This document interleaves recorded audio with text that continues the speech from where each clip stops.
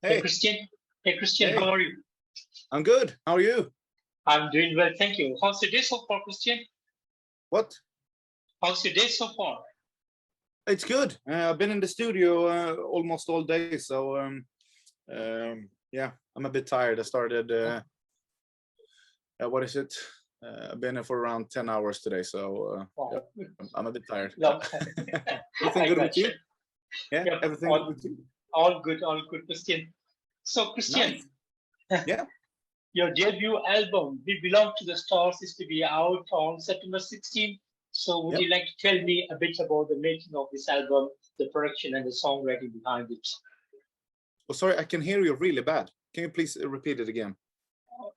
Your debut album, We Belong to the Stars, is to be out on September 16th. So would you like to tell me a bit about the songwriting and production behind it? Yeah, of course. When we started writing for Ginevra, from the beginning, I've talked to Serafino, and he was asking if I wanted to attend another project, and of course, I love writing music, so I said yes, and we spoke a bit which musicians, and they came up with the suggestion with Magnus Karlsson, of course, the mastermind of guitars, and the awesome bass player from H.E.A.T, and then Magnus Ulfstedt was, I think it was the last piece of the puzzle that we found. So basically what we did when I've started to write some songs, Alessandro made some songs, Magnus did some songs, and we had a songwriter in Australia actually called Brett Jones that contributed with some songs, and one guy from Greece, and we just had a bunch of songs in several different directions, and we actually didn't know how to make the whole album work. So before we find this a bit more aggressive and heavier than what we play in Seventh Crystal with my band, I think we wrote like 10 or 15 songs, and yeah, we just throw them away. So after that, we wrote so many songs for this album, but yeah, and the process being since still it's post-COVID, it was hard to travel, so we did everything from our home, and we talked to each other almost every day during the production, and we sent the IDs and demos back and forth to each other. So yeah, and then everything dropped in Alessandro's Dropbox, and amazing. Here we are. Yeah, and it's a kind of strange way for me to write, because I've always been with musicians in the same room talking, and so sometimes it's hard to be on your own and knowing that you need to do it, and you need to make it finish. Yes. And was there any particular core theme that was put behind this album? Any particular theme or a concept that was put behind this album? No, not at all. We just intended to write as many good songs as we possibly can, but we didn't have any specific theme, or we didn't aim for a specific results. It's just we let the songs talk for themselves. And a beautiful cover art that went along with this album, amazingly done. The artwork was perfect and looks amazing. So would you like to tell me the making of this artwork and what was the real idea behind it? The whole idea, since the album is named We Belong to the Stars, and the girl reaching for the stars is one of the things, and also the one Sirens Callings, one of the songs that there is basically trying to, someone in the background trying to catch you, and we wanted to kind of do that on the album cover art as well, but it took some time back and forth, because we didn't get it to fit perfectly, but Frontiers helped out with the great guys who did it. So I think it's quite powerful with the strong blue and the backside of a lady. Yeah. It's amazing. Yeah, and talking about this album, you guys got 11 amazing songs, beautifully written, great work. the song, the musical progression, the melody, everything come together and sounds astounding. I really enjoyed each and Thank you. every Thank you. song from this, each Oh, and every nice. song from this album. So, as a creator of this music, what do you feel about the outcome of this album? No, I like it.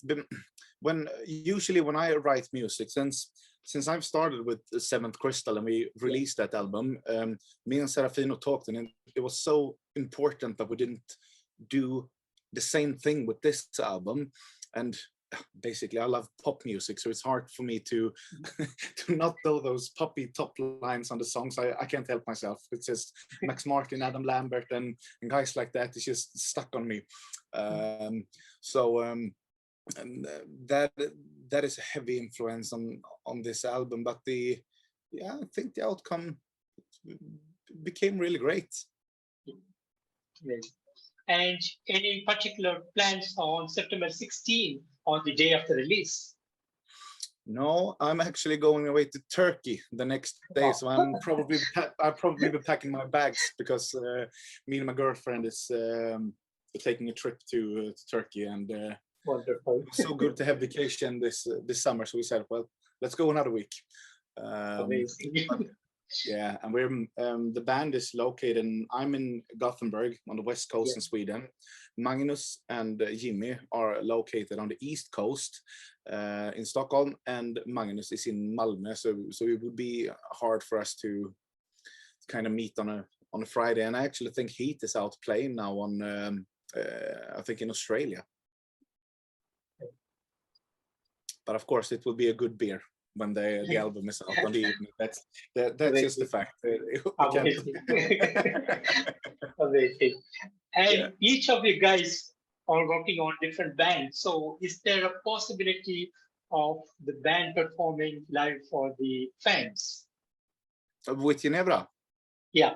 Yeah, we actually talked about it. And if a venue or show were to, if the circumstances is right, then we doesn't say no to it.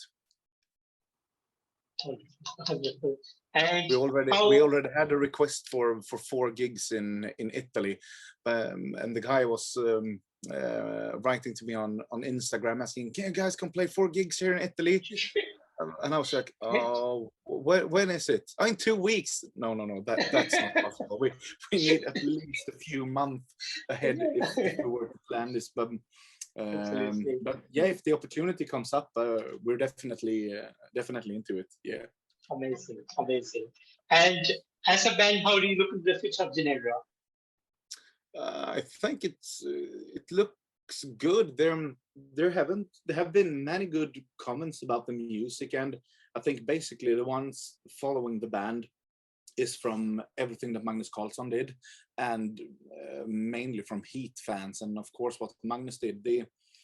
My other band, Seventh Crystal, we got signed during the pandemic, so we haven't done much of it before, but those guys, they have worked the way around. So I think I think the future looks good, and we're actually talking about maybe starting the new album.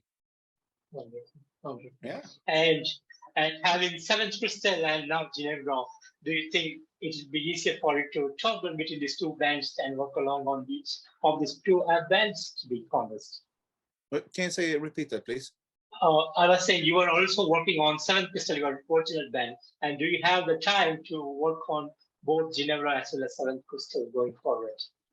Yeah, of course. I've talked to both Mario and Serafino, and we kind of we fit them. So when I'm working with Ginevra, we're releasing with Seventh Crystal and vice versa. But I also do a lot of songwriting for Frontiers as well. I wrote so many songs for them in between as well. So basically that's what I do. I go up in the morning, I write songs, and Wonderful. And how it is, do you have plans with Seventh Crystal for now? Or are you planning to come up with another album for Seventh Crystal? Yeah, we are about to record some music videos. And we haven't got any release plan yet from Frontiers, but we're working on it, and hopefully the release plan will be out within a short period of time. We don't know when yet, because there are so many things that need to fit together. So I don't know yet, and I don't think Frontiers does either. So, but we're having a conversation, and we're working with the album. Wonderful, wonderful. And Kristian, would you like to share some of the big moments that has happened to you since the start of your career? Some of the best moments. I'm guessing that must have been meeting Frontiers, because I've been overwhelmed with jobs, and I mean I worked with I think I co-wrote 4 or 5 songs with Giant, for example, and one of the songs, Den Huff, the original singer, was playing the guitar solo. So like, it was like a bitch slap when I heard that, and when that came after the speaks, I was like, "Oh God, yes, that's so right." And now that felt really well. That felt really well, and so we got signed during the pandemic. So basically, what happened was that Serafino put me in contact with Alessandro. We start talking and we start writing, and the tempo was like from going at a slow motion tempo writing songs, meeting Alessandro, going like 200 all of the way, and things just start to speed up, and you kind of adapt to it. When you write a lot of music, you get inspired by hearing other artists and stuff like that, and it just comes. Yeah. And do you plan to do more projects along with Frontiers in the future? Do you mean with another band as a lead singer? Yes.